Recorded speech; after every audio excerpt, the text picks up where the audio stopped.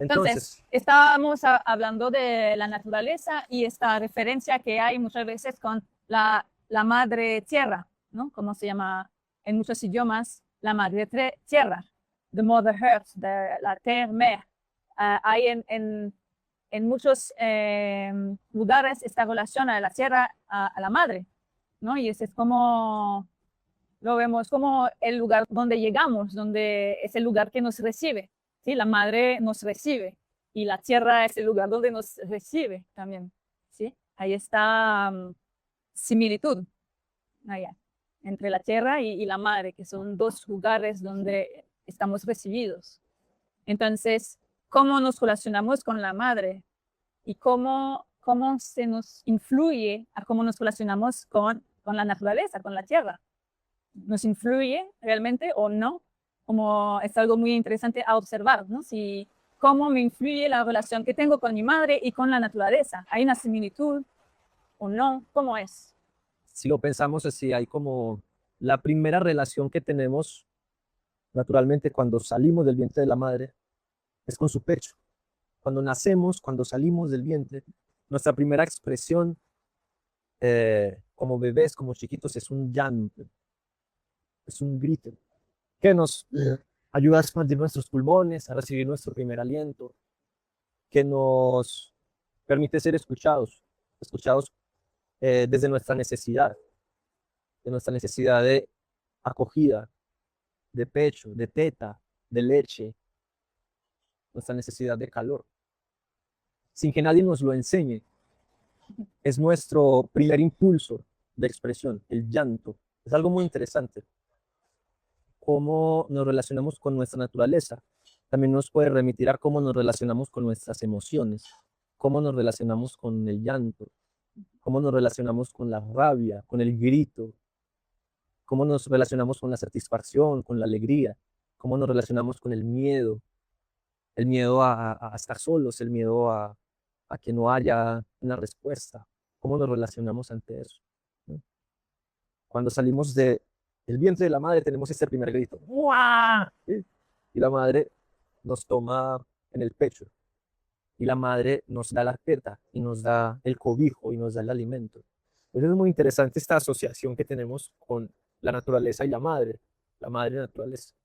Cuando salimos de la casa, cuando somos adultos y salimos del hogar y nos vamos a la vida, vamos a buscar nuestro sustento, vamos a buscar una nueva teta, por decirlo así.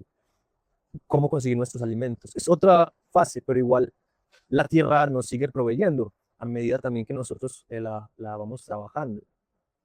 Y hay una relación con la tierra, con la vida. Por más distantes que estemos de un entorno que llamamos natural, de un campo, si vivimos en la ciudad, ¿sí? Tenemos una relación con la naturaleza. Los alimentos que llegan a nuestra mesa provienen de allí. El agua que llega a nuestras canillas proviene de allí. Entonces, como lo dice Steven ahorita, ¿no? Como hay cuando llegamos al mundo, hay una forma natural de comunicarse que aparece solito a través de las emociones, como expreso a través con las emociones, expreso mis emociones o mis necesidades. Entonces, como les decía Steven ahorita, cuando el bebé llega y tiene hambre, llora, y cuando está enojado porque está incómodo, grita. Y hay una forma muy natural en los bebés y en el niño de expresar, de comunicar a través de las emociones. Y algo muy interesante que pasa en muchos como tendencia, ¿no? Es que creciendo, poco a poco perdemos esta habilidad de comunicar con el otro a través de las emociones. Perdemos esta habilidad, como vienen mucho más como moral de repente, en que la tristeza es débil, ¿sí? No puedo llorar, sino soy débil. O la rabia es agresiva, es violencia, es mala. Como poco a poco aparecen como estas moral alrededor de las emociones y que está mal de expresarlas en una forma. ¿Y qué es lo que eso implica en nosotros? Como perder poco a poco esta habilidad a expresar las emociones o creer que están mal, cuando al final las podemos observar en la naturaleza. Estas mismas emociones que nosotros, seres humanos, tenemos, las podemos observar en muchos animales también. ¿Sí? En los perros, en los gatos, en muchos animales se puede observar estas emociones también. Vemos las emociones relacionadas también como los elementos, estos elementos que encontramos en la naturaleza. Entonces, ¿cómo me relaciono con la naturaleza, con estos elementos? Es probablemente lo mismo o similar a cómo me relaciono también con mis emociones y con las de los demás. ¿Sí? Si yo tengo una tendencia a reprimir mi tristeza, porque lo veo débil y quiero ser fuerte, entonces, ¿cómo yo me relaciono con la tristeza de los demás? ¿Qué hago yo cuando otro se pone triste? Puede ser que hay una tendencia a también rechazar el otro cuando está triste, o intentar de aliviarlo con bromas o hablando de otra cosa, distraer, porque hay una incomodidad que se siente con la tristeza, pero porque yo no sé cómo relacionarme con mi tristeza, lo veo débil. Entonces, ¿cómo me relaciono también con el agua, con la lluvia, con el mar, con los ríos? Pueden aparecer como contradicciones, ¿no? A veces como personas que son muy en contra de las represas, por ejemplo. Sería como la idea de querer mantener los ríos que fluyen, libres. Pero yo, ¿cómo me relaciono con mi tristeza? Es no dejarla fluir. Qué contradicción. Alguien dice, pero si lloro todo el día, ¿me deprimo o no? Pues puede ser como si lloras todo el día, ya estás, ya estás deprimido, en cierta forma. Yo creo que como la pregunta en sí como habla de un miedo o ver un peligro en el llorar, ver un peligro en la tristeza, ver un peligro en permitirlo, o en permitir ese momento donde solo como te dejas caer en ella, te dejas como dejar el llanto como se deja caer la lluvia, ¿sí? Pero por ejemplo, antes cuando el cielo se deja caer, no se lo pregunta si va a estar así todo el día. En un momento para y sigue otra cosa, sigue otra emoción, sigue el sol, sigue la noche, siguen otras expresiones de ella. Y de la misma manera nos podemos relacionar nosotros con el llanto, de la misma manera nos podemos relacionar nosotros con las lágrimas.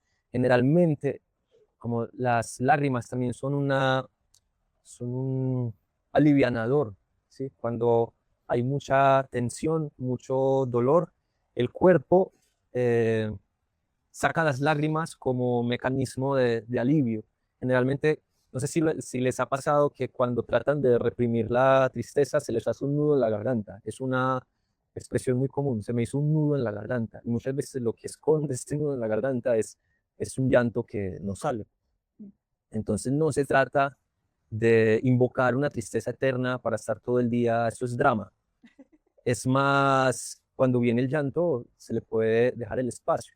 Muchas veces lo que pasa cuando está el llanto y viene y cae un poquito y lo guardo, y viene y cae un poquito y lo guardo, es cuando se extiende mucho más en el tiempo su curso. Es un poco como represar un río por partes, pero si tú lo dejas, ¡uah! Así, como viene, con todo el dolor, con todo lo que trae. Generalmente, en mi experiencia al menos, y lo que he visto en algunas personas, es alivio. Como lo que sale, sale, y lo que no sale se queda dentro. Entonces, si no dejo salir la tristeza, se queda dentro de mí y es más probable que toma más espacio dentro de mí. Hay menos espacio para algo diferente, ¿sí? Y vemos como que pues las emociones como vienen y se van constantemente. Entonces, si me permito completamente de llorar lo que tengo que llorar, lo que necesita salir, y lo dejo salir, puede ser que viene después otra ola, algo diferente, un miedo o una rabia.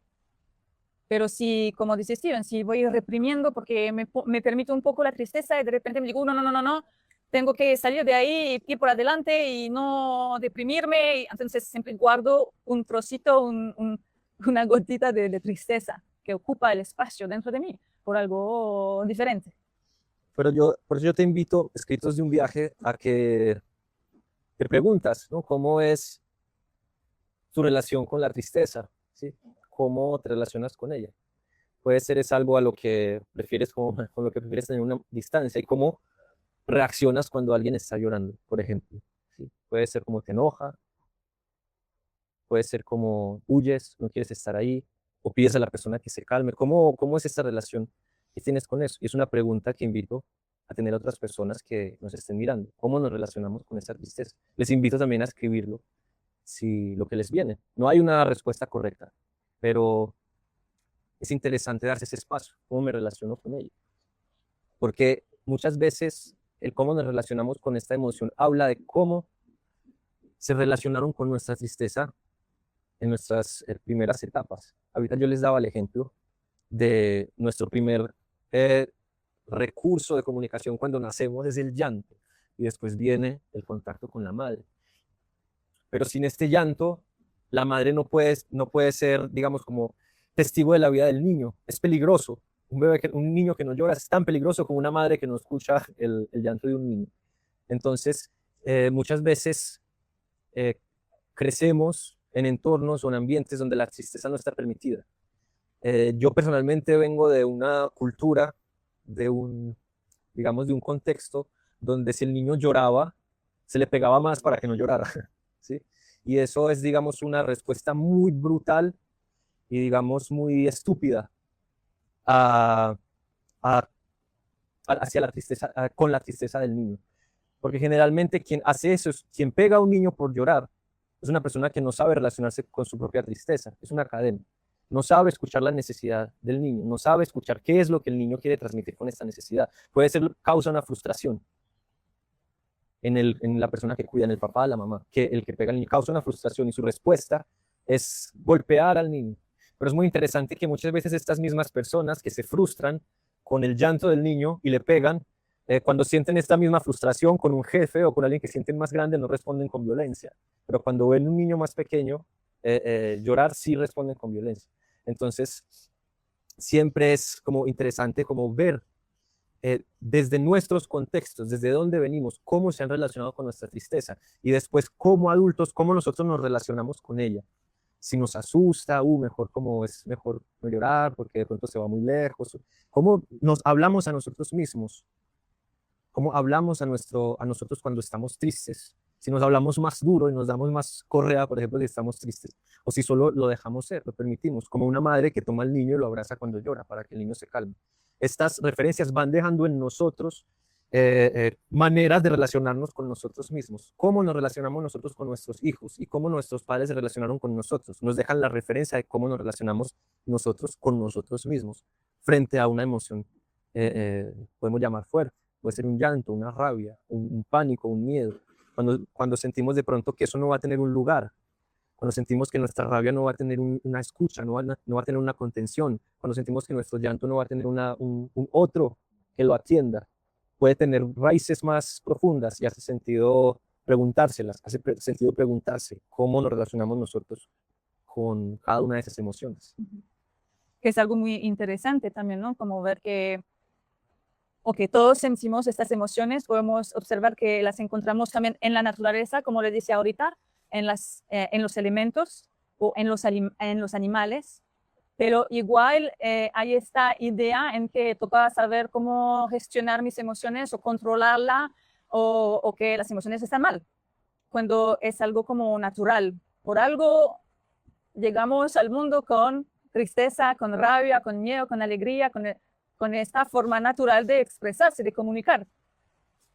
Alguien ahorita preguntó sobre la rabia, como que tiene miedo de expresar la rabia y que explota y que se vuelve demasiado.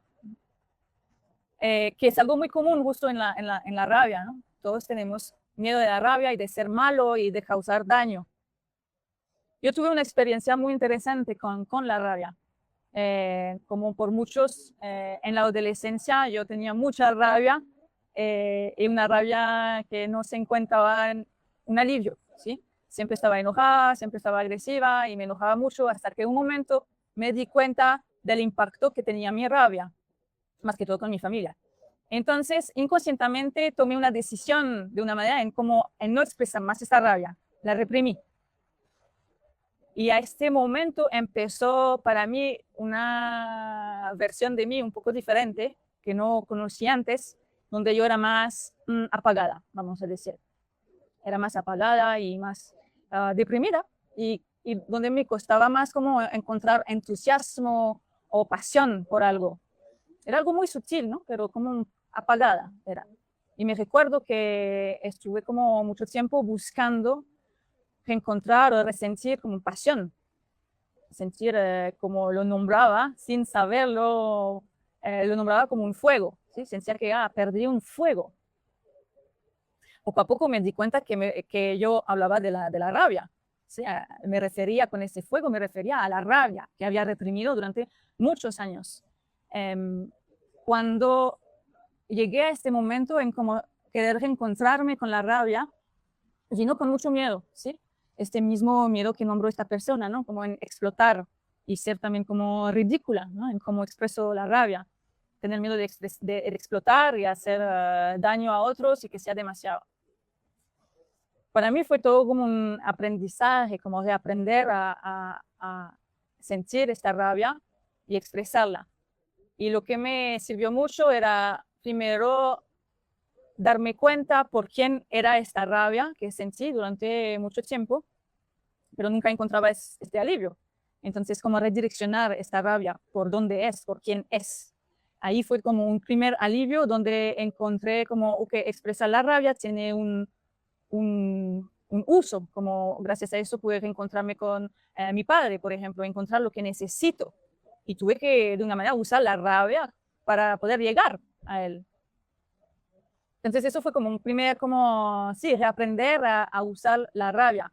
Cuando me reencontré con esta rabia y que pude direccionarla por quién era, encontré un alivio que nunca había encontrado durante toda esta adolescencia. Y desde ahí empecé como otra manera de relacionarme, donde era como mucho más fácil, era más...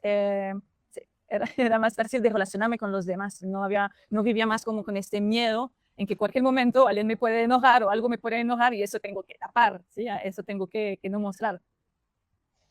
Entonces, como fue como poco a poco como reencontrarme como amiga con esa rabia, y gracias a eso empecé también a sentir este fuego y esta pasión, esta ambición, estas ganas reaparecieron al mismo tiempo. Y después fue más como poder, como en el día a día, me permití como experimentar con eso, cómo puedo decir al otro cuando algo me enoja, sin tener que negar al otro o pegar o insultar, ¿sí? Y fue como, sí, es un aprendizaje, es aprender. Y para eso es tomar el riesgo de aparecer como cuando estoy enojada. ¿Qué necesito del otro? ¿Qué necesito? Sí.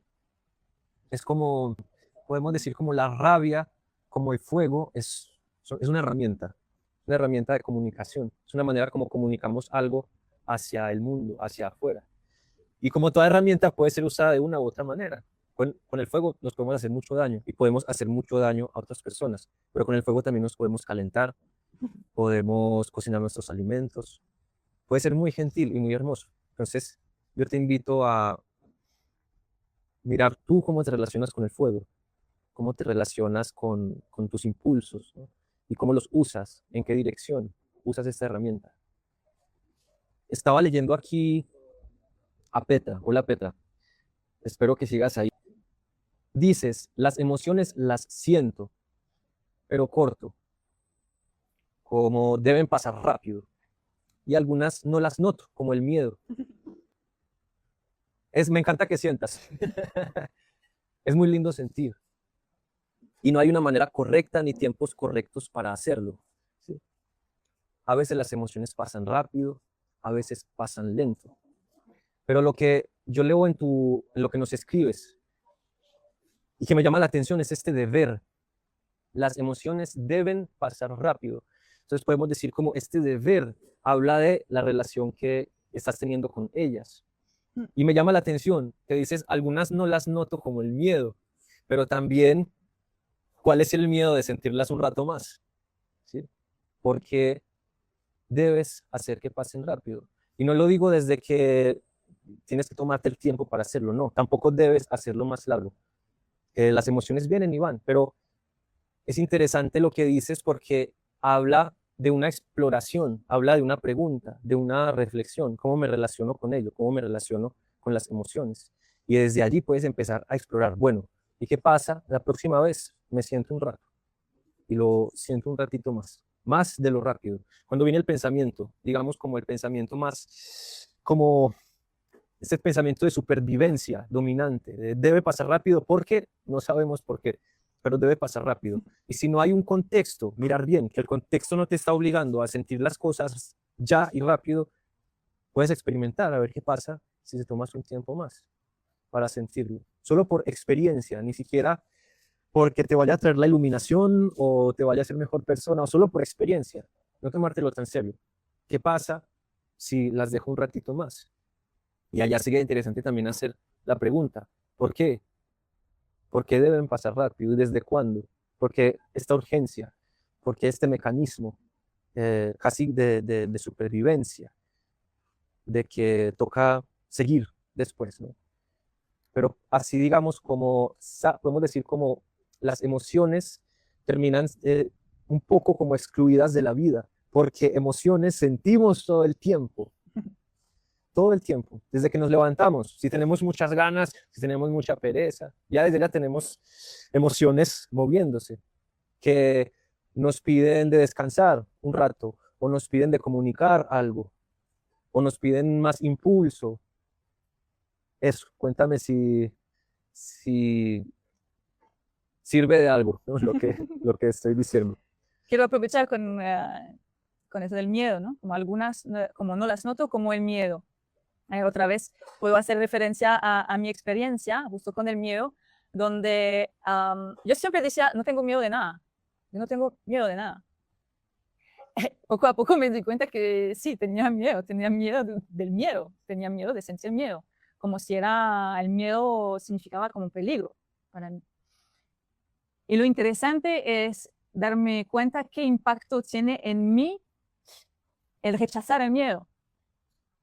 También me recordé como que mi padre, por ejemplo, me decía, tú no tienes miedo, tú eres fuerte, eres grande, eres fuerte, no tienes miedo, no tienes miedo. Mi padre me repetía mucho eso.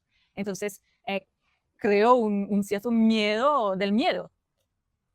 Y el impacto que tuvo en mí, que puedo observar de una forma, es que era muy lenta, como era muy lenta y torpe, de una manera, sí, en cómo me movía, en como muy lenta y torpe.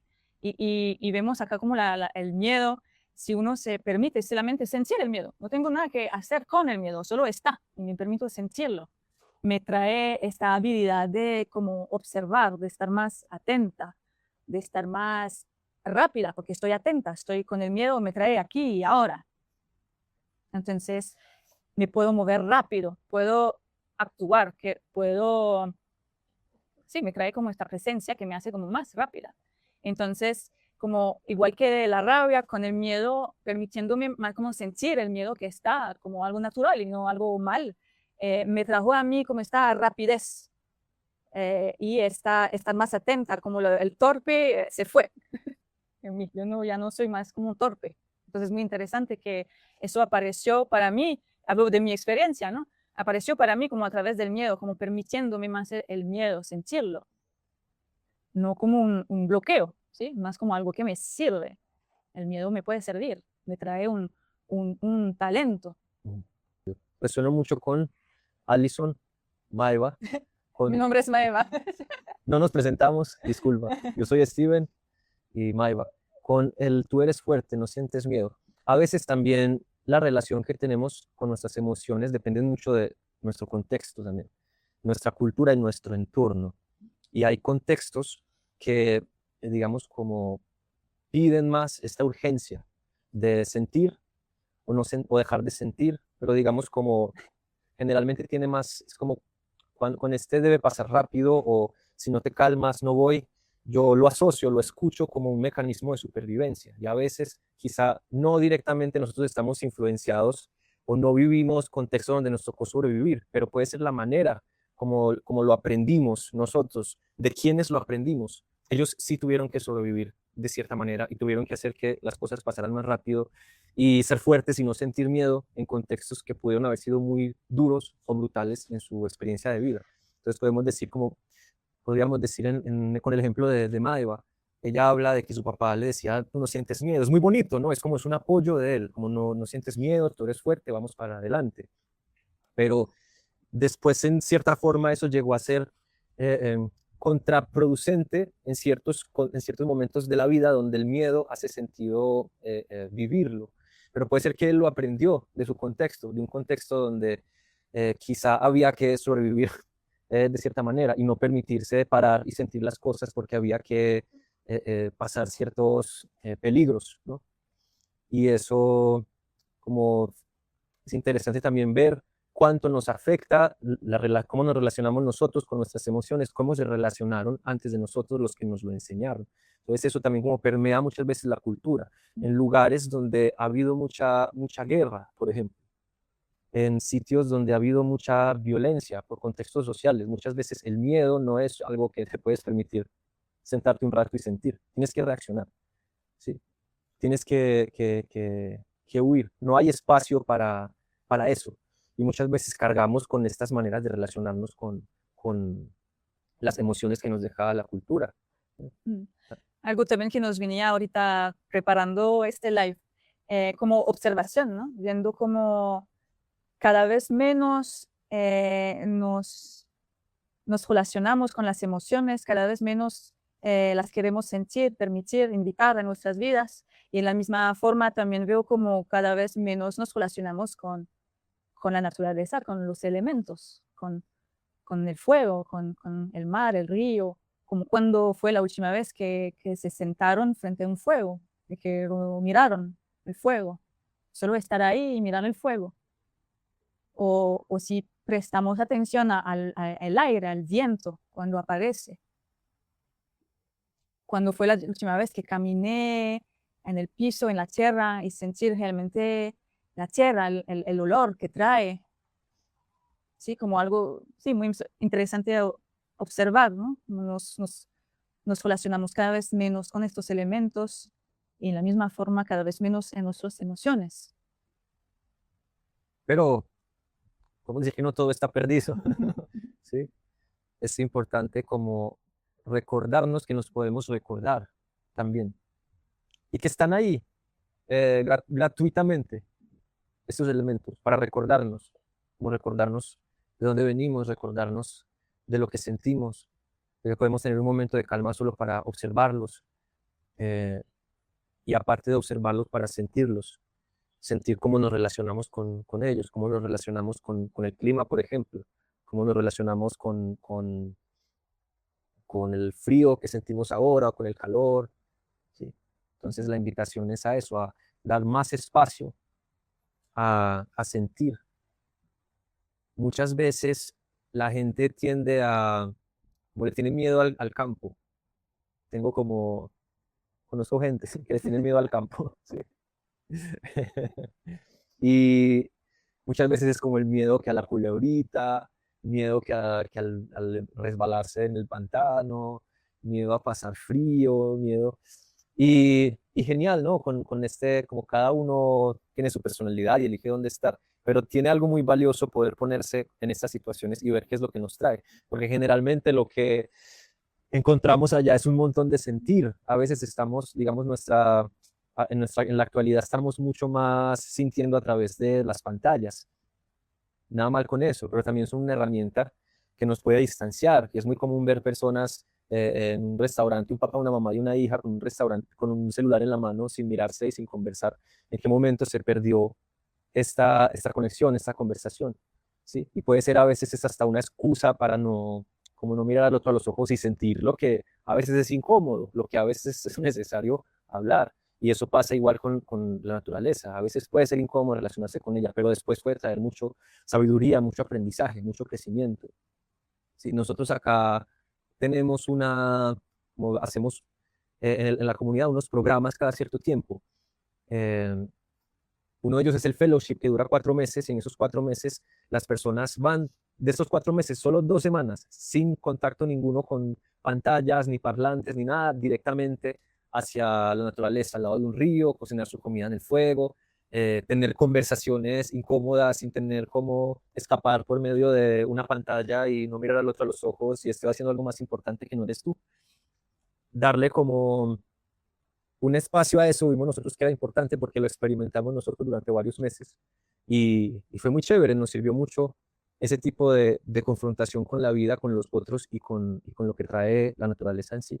Entonces, eh, digamos, como es algo que invitamos a ustedes a conocer ese tipo de experiencias, porque realmente trae mucho, podemos decir, conocimiento y mucho seguridad en sí mismos, en lo que sentimos en cada momento. Pero hace falta experimentarlo, hace falta ponerlo a prueba, no digamos como limitarnos a lo que nos da más, nos hace más confortables en este momento. Y bueno, si alguno tiene alguna pregunta, muchas gracias, Valmiro. Dice larga vida al juego, qué chévere, muchas gracias. Y al juego en general, al juego de la vida, el juego también pasa en sus casas, el juego también pasa en sus vidas y la invitación es a eso, a no quedarse con lo que ya está, sino a permitirse jugar como los niños, a recordarse un poco también de cómo se sentía, cómo se sentía. Es muy interesante que los niños, yo veo a los niños de acá que tienen una relación con las cosas mucho más de lo que los adultos tenemos. Los niños agarran un peluchito, una muñequita y hablan con ella y se imaginan mundos y están en relación con las cosas, conversan con ellas. La invitación también es a ustedes desde sus casas permitirse jugar, permitirse conversar con el fuego, conversar con el agua, mirar qué causa, cómo te relacionas tú con ello. Probar nuevas maneras como, de comunicar lo que siento, sin saber cómo. No hay que saber cómo, pero si vamos con esta idea de jugar, como jugar, usar el juego para aprender, lo hace como más fácil, ¿sí? Y eso es muy fácil también de cómo poder convivir con alguien y decirle a esta persona, mira, quiero yo aprender a comunicar mi rabia. Voy a estar una semana en eso, como experimentando, como decir lo que me enoja y así. Y entonces uno lo va intentando en una forma y después gritando y después sin gritar, y como experimentando y qué voy encontrando allá de mí, qué me cuesta, qué me sale más fácil, qué cuesta el otro. Y darse cuenta poco a poco cada vez más de cómo también me relaciono, no solo con mis emociones, pero con el otro, con las emociones que encuentro en el otro. Sí, es como regresar a este idioma universal que está en todos. Todos entienden si digo estoy enojada, se siente, sí, entiendo a qué me refiero, a qué se refiere la persona, o me siento triste, o tengo miedo. Como darse cuenta que es lo más incómodo, es sentir estas emociones y quedarse solo con ellas o compartirlas o encontrar la forma en cómo compartirlas. O sí, es como hay mucho para jugar y explorar a través de las emociones. Y bueno, ya prontito, en 5 minuticos, la vamos terminando. Entonces, sí, les quiero invitar a si tienen ganas eh, agregar algo a esta conversación, compartirnos alguna pregunta, algún comentario. Nosotros lo estamos aquí recibiendo con mucho gusto.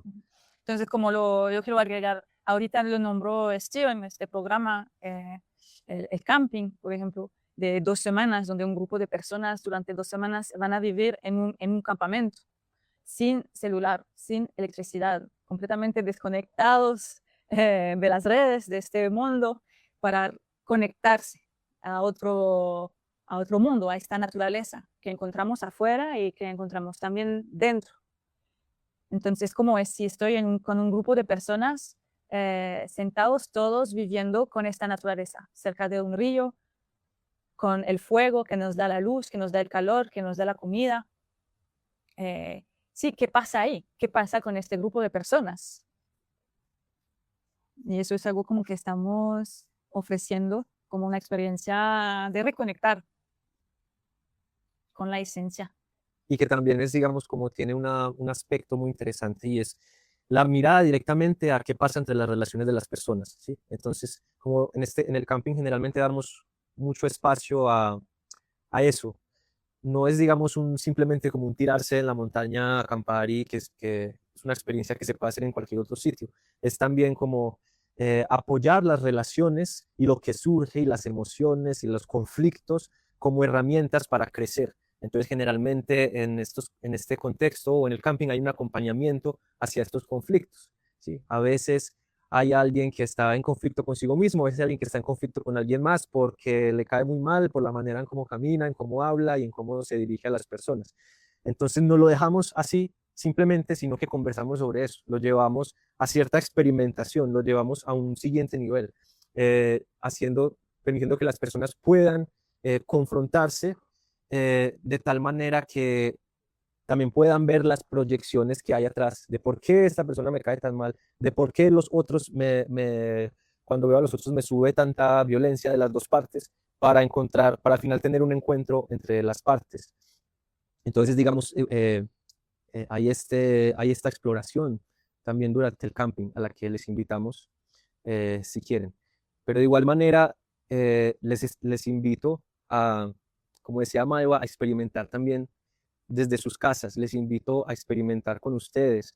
Les invito de pronto a esta noche, si dependiendo la zona horaria, yo hablo desde acá, desde Colombia, esta noche que llegan de su trabajo a su casa, a no tomar el celular, por ejemplo, a dejarlo a un lado y tener una conversación con una persona con la que vivan, con la que hablen poco. ¿Sí? Les invito a eso, como a hacer algo diferente, a hacer un cambio, no seguir, digamos, en la misma rutina emocional, por decirlo así, encontrar una manera diferente de relacionarse con la vida, explorarla. Eso es la invitación, a jugar. Y bueno, muchas gracias a todos, muchas gracias por su escucha.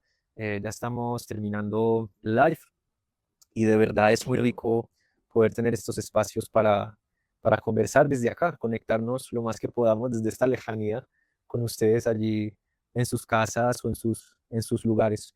Les mandamos de parte de toda la comunidad un abrazo muy grande y bueno, los queremos Muchas mucho. gracias Muchas a gracias. todos.